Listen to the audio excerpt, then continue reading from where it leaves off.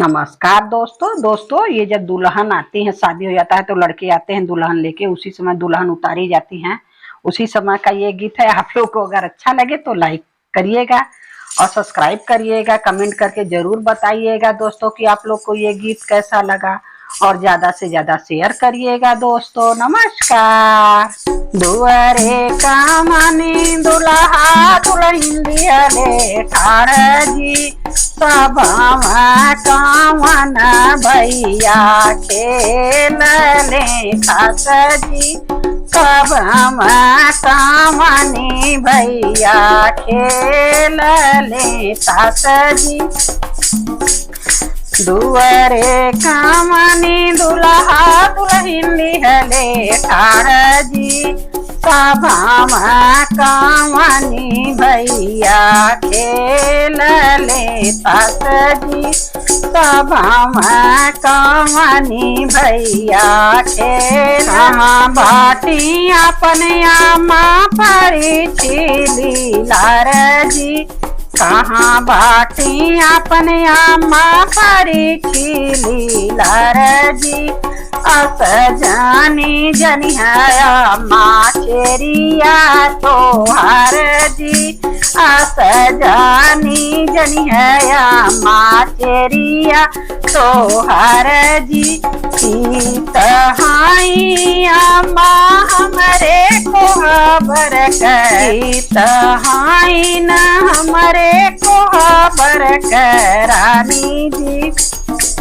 सब दुआरे कामनी दुल्हा दुल्हन दिहले ठाड़ जी, सभावा कामनी भैया खेलले सास जी, सभावा कामनी भैया खेलले सास जी।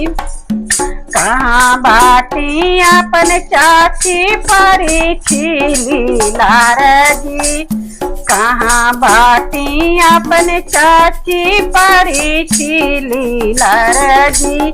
अस जानी जनिया चाची तेरिया तोहार जी, अस जानी जनिया चाची तेरिया तोहार जी।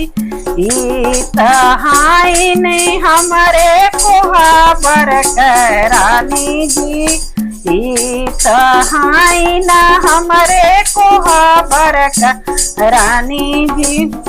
दुआरे कामन दुल्हा दुल्हन दिहले ठाड़ जी, सभावा कामन भैया खेलले सास जी, सभावा कामनी भैया खेलले सास जी।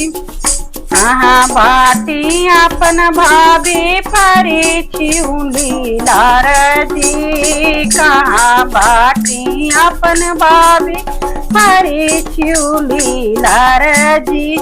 अस जानी जनिया भाभी चेरिया तोहार जी, अस जानी जनिया भाभी चेरिया तोहार जी।